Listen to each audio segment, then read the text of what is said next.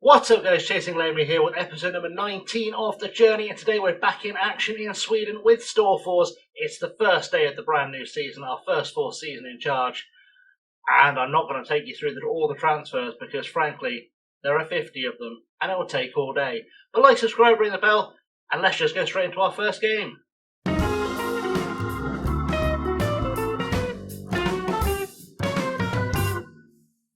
So after a winter break and going into our first full season in charge, which saw 50 players have somehow come in.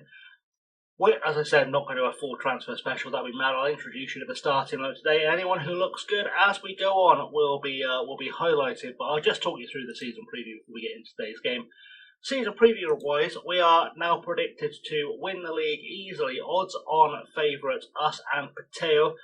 We are obviously playing for those two top spots there. We'd like to get the top one, but we'll take second. It gives us a chance to get out, and I think the team we've built are surprisingly good. So without any further ado, let's go meet them. So we're lining up in a 4-3-3 today with a lot of emphasis on wide play, which is going to be kind of a thing for us this season. Our starting lineup for the year, and doesn't include many players who were last year, if any in fact, starts with Davide Franzini, who is our new goalkeeper, started his career at Bologna, and went to Clodiense on loan for a season, got released, and we've picked him up. I like the look of this kid. He's 20 years old, decent goalkeeper for this level. Decent goalkeeper for the level above, if not the level above that, to be honest. He's a very, very good goalkeeper, and hopefully will be a rock at the back for us. So, in front of him, we've got Jason Kepnang starting at right back. He's joined us from Kaiserslautern. He's a German 18-year-old, which is always a strong look. He's good. He's a leading player for this level, potentially first division standard, which we'd like to see. Has played 3 games for Kaiserslautern's second team after they released him. We picked him up, and I can say quite happily, he's going to do a good job for us, I think. He'll be a very, very strong asset for us. Next up, in centre-half is Lorenzo Pincini. He is a 20-year-old Italian, as you'd assume, centre-half. Has had a mixed career. Started his career at Fiorentina, had a season on loan at Cesena in Serie C. Went to Flaminia last season, played 34 games there, was pretty good, and joins us, of course, on a free, because I'm not paying for players. That's just madness, and this guy, not the greatest centre-half in the world, but I think can become a very good centre-half by Swedish standards. So we'll look forward to seeing what we can get from him. Next to him in defence is Aloni, who we actually got signed from us, we've brought back. Oscar Faley is an Iranian 20-year-old centre-half. Again, looks very good. He's very tall, which is always good. Not the best tackler, header or marker, but again, he's 20 years old. He will improve. He joins us on loan from Hammarby. Interesting thing, Hammarby released him. I signed him or took him on trial for a while. As I was negotiating for him, they signed him back, and they've sent him on loan to us. So that hopefully will work out in our favour, because it does mean he's at least playing, I think, full-time football. Yeah, he's a good player, and hopefully we'll get something very special from him. And alongside him at left back is Jacob Torp, who is a Danish 27-year-old, one of the oldest players in fact, I think he might be the oldest player in the squad. Certainly that will play regularly at this stage. He can play anywhere down the left-hand side, which we like to see. He's got an interesting career history playing in the top 2 or 3 divisions of Danish football. Started at AGF, played for Aarhus and Aarhus Fremad, went to Kolding, back to Aarhus Fremad, and has now come to play his trade in Sweden. I really like this kid. I say kid, he is the old man of the squad. But I think he's just good all round, and I think will do really well for us. He's at his full potential pretty much. But I think he'll do a great job for us at left back this season, so definitely keep an eye out for him. In midfield, we're going with 3 in midfield. On the right-hand side of that is Pedrinho, who is Portuguese, and joins from Famalicão, who are a Portuguese top-flight side. So you know he's got some potential. 20 years old, decent player in the first division already, and could improve a lot, which is what we like to hear. Can play as a central midfielder, central attacking midfielder, or both of those right-hand roles, and on the left in a pinch if we decide to play with wide players. I like him because he's quick, because he is pretty decent mentally, and yes, his on-the-ball technical stuff could improve, but that will improve with experience. So we'll look forward to Pedrinho hopefully building something of himself. I think I say that none of these players are guaranteed to still be here at the end of the season, but they're all on non-contracts. Carl Valmer starts as the central midfielder and is a Estonian under-21 international. Again, decent-looking-ish player all round with a lot of potential, which is kind of what I was shopping for. Has played his entire career in Sweden with Djursholm, with AIK Stockholm, with Stockholm. Are they in Stockholm? I'm sure AIK are in Stockholm. I could be wrong. I've been wrong before. They're in Solna, which I don't know whether. Anyway, plays for AIK. Let's forget that happened. Then joined Carlsbergs, and has now joined us. It's a kind of lateral move for him, but I think a good one that will really benefit us. So we'll look forward to trying to get the very best out of Carl Valmer. He's on an actual contract, so will be valuable to us playing as that ball-winning midfielder. And alongside them on the left is Tim Schleintz, who is a German 19-year-old. He's joining ASV Cham on the 1st of July, so we're only going to get about 3 months out of him. He joined us on a free after being released by Union Berlin, and it's a shame he's going to leave us because he's a very good player for this level, a really, really good player for this level. He's going to be playing Aston Masala to give us some balance on the wings. Yes, he's not the greatest crosser in the world, but I don't think it'll make a lot of difference. I think he'll be able to provide some good assists for us for the three boys up top, who are Federico D'Amelio, who's also leaving us to join Alcione on the 1st of July. Alcione Milano, which is not AC Milan. He was released in the summer by Udinese, having played 4 games in Serie A last season, off the bench, but with a 7 average rating. So a tasty little player here as a poacher, and I think he'll be able to do a pretty good job at this level. 12 for finishing and composure at this level, with a 12 and a 13 for pace and acceleration respectively. Off the ball of 12, his positioning is suspect, but if we can get the ball to him in the right positions, he will get us some goals. Anchoring the attack, though, is a target man who's going to be Jakob Romoskiller, 24-year-old Norwegian, who this is his best, everyone in their best roles, because I want to sort of start from there and tweak it. He is declining, but I think that's just from having the winter off. He has played in almost every tier of Swedish. I think he has played in every tier of Swedish football. Most recently for Stjärnors Blink. Only played 11 games for them, and played for Strømmen last year in the second division Group 2. 21 games, 6 goals. There, I think, I've not brought him in to score goals, I've brought him in to create them, and I think he will be more than adequate at doing that. He's decent enough in the air, his vision could use some work, but we'll get there with him, I'm sure. And completing our front three is Karim Pedrini, who does look like a decent little player, the Italian 19-year-old striker. He actually was with us at the end of last season, but has come into his own. Originally from Inter's academy, played for Parma, for Albino Leffe. Good all-round little striker, I think, and probably too good for this level. I don't think he'll be here long unless I can find a way to get him on a part-time deal, but good little poacher. Again, 14 finishing, 13 composure, not as quick as the other poacher, but I think he'll do all right. On the bench for us today, we'll meet the bench. We'll go through the entire squad because, as you can see, the squad is now massive and needs trimming a little bit. We've got Philip Sjöberg, who was here last season. He did play some games for us last season. Did he not? Sure, he was here last season. Maybe he wasn't. Anyway, I picked him up, I guess, and he can play everywhere. He's a good utility player from the bench. Not spectacular at anything, but good enough to be in the team and to help us out where we need him. We've got another loanee left back on the bench, Isak Tolwin, who is from Sweden and joins us on loan from Västerås or Västerås. I'll never get that right. It's a lateral move. Or it's not a lateral move. Well, it is compared to last season. He was in the second division at Western, whatever.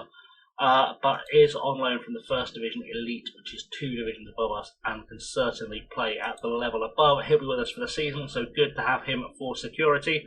Philip Ekman, similarly, it's not letting me click on players full time, on loan from Gefler in the First Division Elite as well. Very good little 21-year-old Swedish centre-half / defensive midfielder, gives us a bit of variety and will certainly help provide a bit more strength, experience and just general all-round goodness to our back four.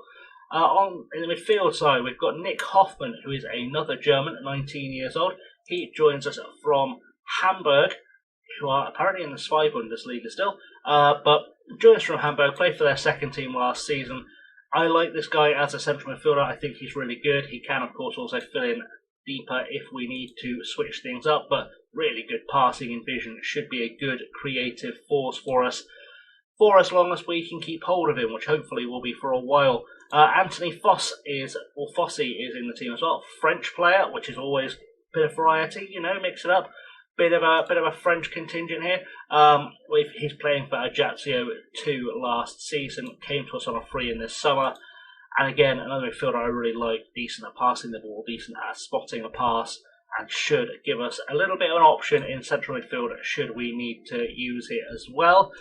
Francesco Morana also already agreed to leave us for Angiani. Città di Angiani Calcio. I'm guessing they're not a very big Italian club. Again, a good little midfielder with some good vision, some good technique, and decent stamina for this level.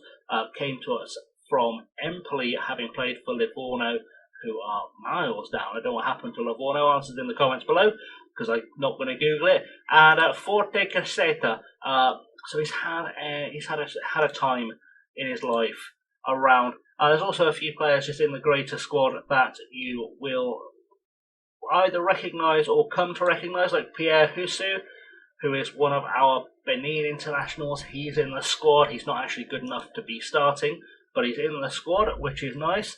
And I brought in a couple of other, I'm never going to be able to find them now just using my eyes because that'll be too easy. I have brought in a few other. Benoit Bacolo, I think, is another one of our, he's not.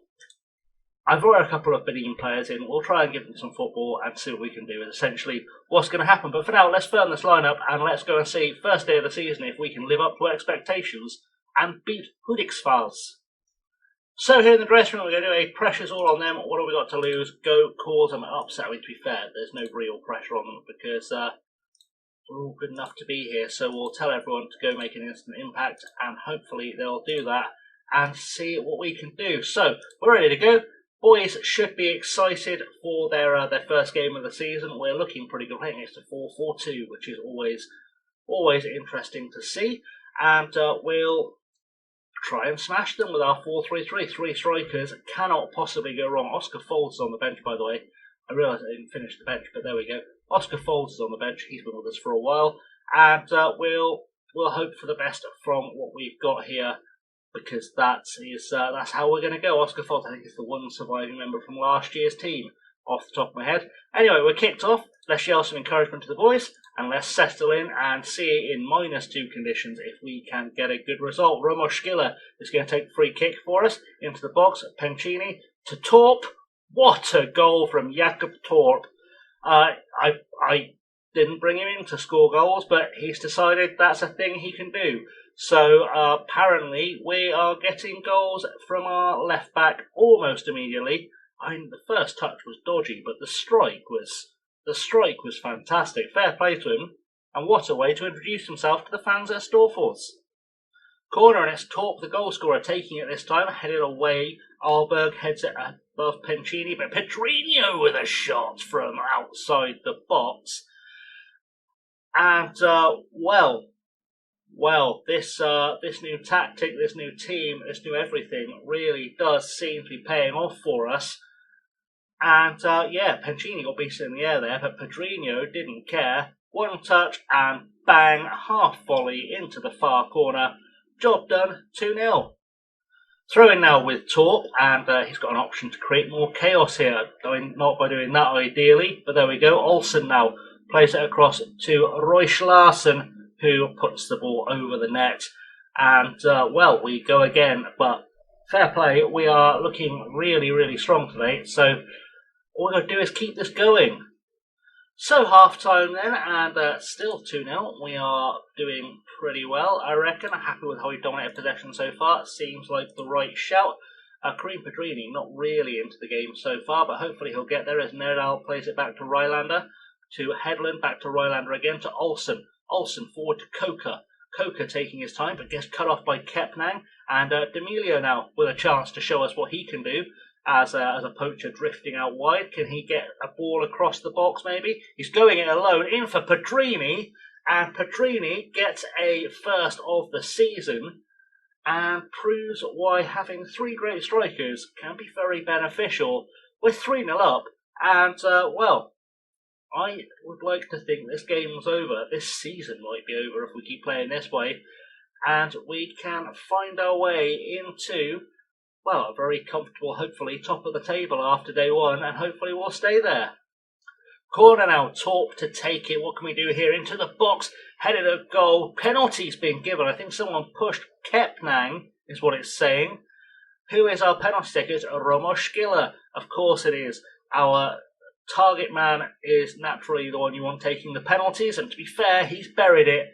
So we will accept that gratefully. He gets his first of the season. We go 4-0 up. And we are absolutely cruising to victory today. Somehow Oscar Faley is still only on a 6.6, which I'm hoping is a sign he's just had no defending to do, so hasn't been rated yet. But otherwise, everyone looking very, very good today. Throw in now with Kepnang, and I've switched things up entirely. I've gone to a 4-4-2 with advanced wingers, just because I want to take off some tired legs. Pedrini into the box, crosses for Pedrini, who gets his second of the season. His second of the game, and Kareem Pedrini is absolutely on fire today. Shobo came on the left wing, by the way. Pedrini has gone to the right wing, and I've got Hoffman on in the centre of midfield, playing as a deep-lying playmaker, and he seems to be loving it. It's 5-0, and this game is all but over, to be honest, and, well, if we can keep doing this every week, I will be very, very pleased. I will say that for sure. But for now, we've got a 5-0 win. Nice and easy. Good way to start our season. I think we can go in the dressing room and tell the boys we are very happy. That's the sound of everyone backtracking, boys. And indeed, it is. So, we will be top of the table. Of that, I have very little doubt, because that's just it's just how that goes.